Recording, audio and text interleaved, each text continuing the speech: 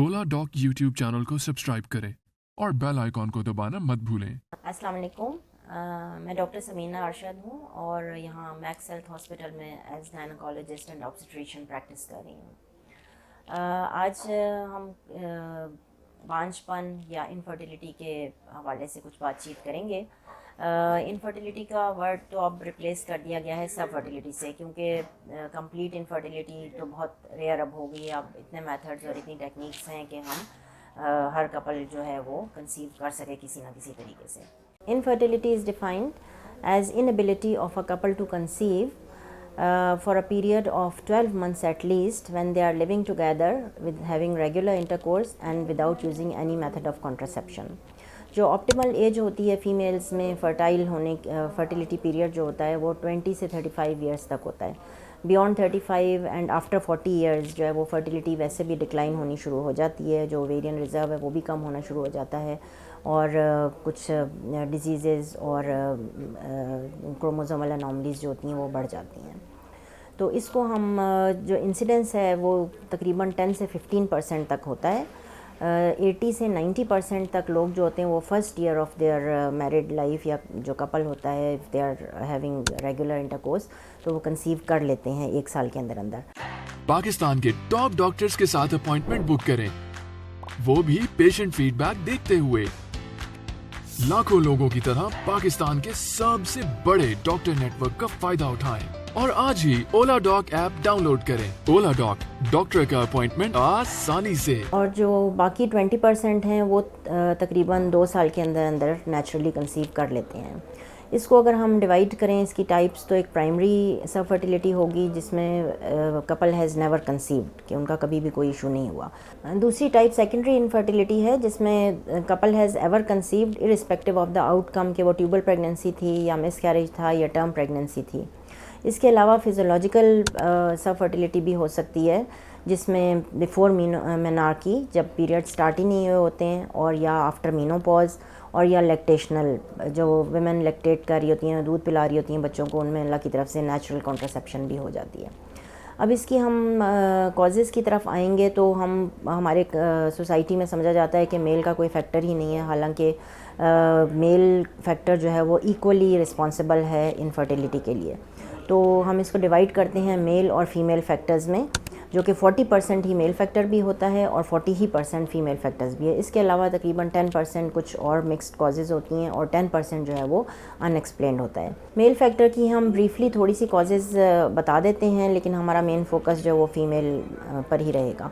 तो मेल में जो आता है वो सीमन के जो एबनॉर्मेलिटीज़ हैं वो होती हैं, स्पर्म्स का काउंट है, उनकी मॉर्फोलॉजी है, उनका मोटिलिटी है, ये सारी चीज़ें हम देखते हैं। इसके अलावा टेस्टिकुलर कॉजेज़ होती हैं जिनमें कंजेनिटल एनॉमलीज़ हो सकती हैं, कोई कैंसर्स हो सकते हैं, सर्जरी हो सकती है, वेरिकोसील है, रेडिएशंस हैं, ड्रग्स हैं, इजैकुलेशन डिसऑर्डर्स होते हैं, कुछ हार्मोनल इम्बैलेंसेस होते हैं, इन्फेक्शंस होते हैं, सेक्सुअली ट्रांसमिटेड डिजीज़ हो गई, कोई और इस किस्म के इन्फेक्शंस या कोई सिस्टमिक डिसऑर्डर्स हो सकते हैं।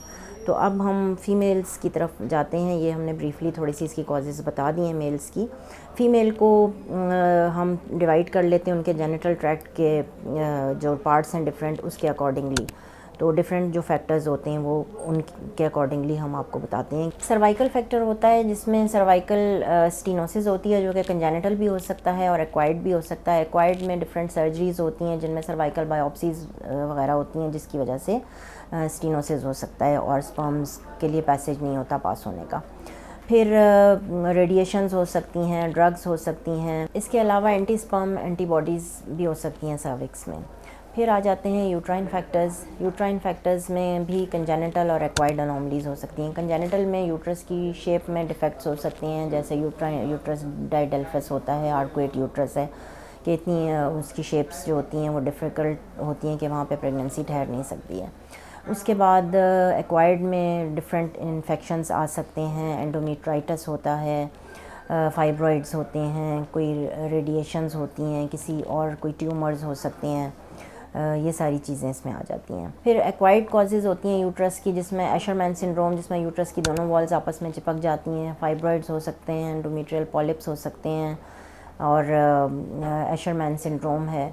یہ ساری چیزیں ہیں. پھر اوویرین فیکٹر آ جاتا ہے جس میں ہم دیکھتے ہیں کہ اوویلیشن اور اینوویلیشن ہو رہی ہے. انکریزنگ ایج کے ساتھ اووریز میں جو ہوتے ہیں ایگز کا نمبر بھی کم ہوتا جاتا ہے. کچھ ہارمونل فیکٹرز ہوتے ہیں, ہائپوگونیڈزم ہوتا ہے. پھر ٹیوبل فیکٹرز آتے ہیں جس میں ٹیوبز جو ہوتی ہیں وہ بلاک ہو سکتی ہیں کسی بھی وجہ سے. کوئی پیلوک انفلیمیشن ڈیزیز ہے, کوئی سرجریز ہوئی ہیں, کوئی ایکٹوپک پریگننسی ہوئی ہے, یا کوئی اور اس قسم کی ایڈیشنز وغیرہ بن گئی ہیں. اب ہم اس کو انویسٹیگیٹ کیسے کریں گے؟ جو 10% کازز ہیں اس میں جینیٹل ٹیوبرکلوسس ہو سکتی ہے, کوئی اور ڈیزیزز ہو سکتی ہیں, ہائپر ٹینشن, ڈائبٹیز, یہ سارے فیکٹرز آ سکتے ہیں. اور کچھ ان ایکسپلینڈ کازز ہوتی ہیں, وہ بھی 10% اس کو میٹر کرتی ہیں. اس کے بعد ہم اب اس کی انویسٹیگیشنز پہ آتے ہیں جس میں ہم نے سب سے پہلے ہسٹری ٹیکنگ کرنی ہے کہ ایج کیا ہے پیشنٹ کی, اور اس کا میرڈ لائف کتنی ہے, کتنا عرصہ ہو گیا اس کی شادی کو. پھر ہم جنرل میڈیکل ایگزامینیشن کرتے ہیں جس میں ایس ٹی ڈیز آ جاتی ہیں, کوئی انفیکشنز وغیرہ ہیں وہ ہیں. کوئی سرجری ہم پوچھتے ہیں اس سے ہسٹری میں کہ کوئی پریویس پیلوک سرجری ہوئی ہے یا کوئی ابڈومینل سرجریز وغیرہ تو نہیں ہوئی ہیں ان کی. پھر کوئی ہارمونل پرابلمس تو نہیں ہیں. پھر اس کی مینسٹرل ہسٹری آ جاتی ہے کہ کوئی ارریگولیرٹیز تو نہیں ہیں, بالکل پیریڈز بند تو نہیں ہو گئے ہیں یا کم آ رہے ہیں. پھر اس کے علاوہ اس کی پریویس آبسٹیٹریکل ہسٹری ہوتی ہے کہ کبھی اس نے کنسیو کیا ہے یا کبھی بھی کنسیو نہیں کیا, سیکنڈری انفرٹیلیٹی ہے یا پرائمری انفرٹیلیٹی ہے. اس کے بعد ہم الٹرا ساؤنڈ کرتے ہیں جس میں ٹرانس ویجینل الٹرا ساؤنڈ بھی کر سکتے ہیں اور پر ایبڈومینل الٹرا ساؤنڈ بھی. اس میں ہم اینٹرل فالیکلس کو دیکھتے ہیں, اوویرین کوئی پیتھولوجی ہے یا کوئی اور پیلوک پیتھولوجی ہے, فائبرائڈ سسٹ وغیرہ یہ ہمیں نظر آ جاتی ہیں. پھر ہم اوویلیشن کو چیک کرتے ہیں. اس کے ڈفرینٹ ٹیسٹ ہوتے ہیں, انڈائریکٹلی یا ڈائریکٹلی. ہم جیسے بیزل باڈی ٹیمپریچر ہو گیا, سروائکل میوکس اس کی اسٹڈی کرتے ہیں, ویجائنل سائٹولوجی دیکھتے ہیں. اس قسم کے یہ انڈائریکٹ ٹیسٹ ہوتے ہیں. کچھ ڈائریکٹ ٹیسٹ بھی ہوتے ہیں جس میں لیپروسکوپی آ جاتی ہے. پھر ہم ٹیوبل پیٹنسی کے ٹیسٹ کرتے ہیں جس میں ہسٹیروسیلپنجوگرافی ہوتی ہے, ہائیکوزی ہوتی ہے اور لیپروسکوپی ہوتی ہے. لیپروسکوپی جو ہے وہ ڈائگنوسٹک بھی ہو سکتی ہے اور تھراپیوٹک بھی. تو اس میں ہم اسی وقت اگر کوئی پیتھولوجی ہے تو ہم اس کو مینیج بھی کر سکتے ہیں, ادروائز ہم جسٹ اسٹڈی کے لیے بھی ہم لیپروسکوپی کرتے ہیں. اب ہم اس کی مینجمنٹ پر آ جاتے ہیں کہ ہم اس کو کیسے ٹریٹ کریں گے.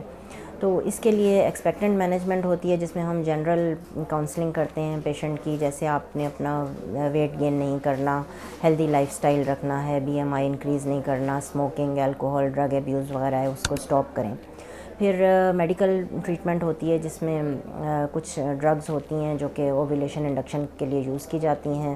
اینٹی ایسٹروجینک ڈرگز ہوتی ہیں, کلومیفین سٹریٹ اور ایرومیٹیز انہیبیٹرز, لیٹرازول وغیرہ یہ یوز کی جاتی ہیں, اور گوناڈوٹروفن انجیکشنز دیے جاتے ہیں. اس کے بعد سرجیکل مینجمنٹ ہو سکتی ہے. اگر کوئی آبویس پیتھولوجی ہے تو اس کو ہم مینیج کرتے ہیں. جیسے فائبرائڈز ہیں تو مایومیکٹمی, اوویرین سسٹ ہے تو اس کو لیپروسکوپیکلی یا لیپروٹمی کے ذریعے ریموو کریں. اوویرین ڈرلنگ ہوتی ہے جو کہ لیپروسکوپیکلی بھی کر سکتے ہیں.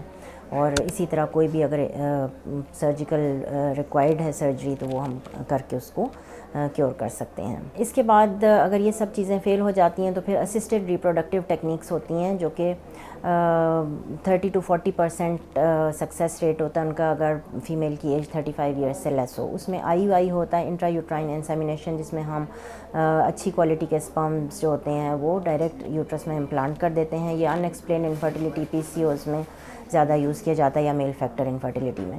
اس کے بعد آئی وی ایف ہوتا ہے, ان ویٹرو فرٹیلائزیشن, جس میں گیمیٹ اسپرم اور اووا کو جو ریٹریو کر کے ہم باہر فرٹیلائز کرتے ہیں اور ایمبریو کو جو ہے یوٹرس میں امپلانٹ کرتے ہیں.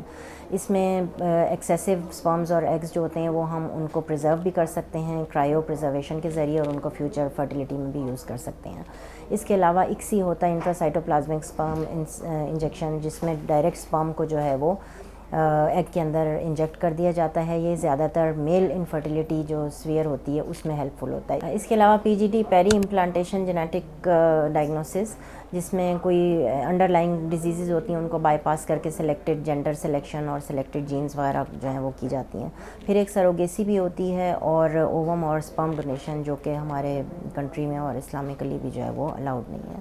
یہ ایک بریف سا ہم نے انفرٹیلیٹی کے حوالے سے تھوڑی سی اویئرنیس دی ہے. تو ان میں سے کوئی بھی فیکٹر اگر کسی کو اپنے اندر نظر آتا ہو تو وہ کسی بھی گائنیکولوجسٹ کو اپنے جا کے چیک کرا سکتے ہیں, اور ہوپ فلی اس کا انشاء اللہ تعالیٰ کوئی نہ کوئی جو ہے وہ مینجمنٹ ہو سکے گی.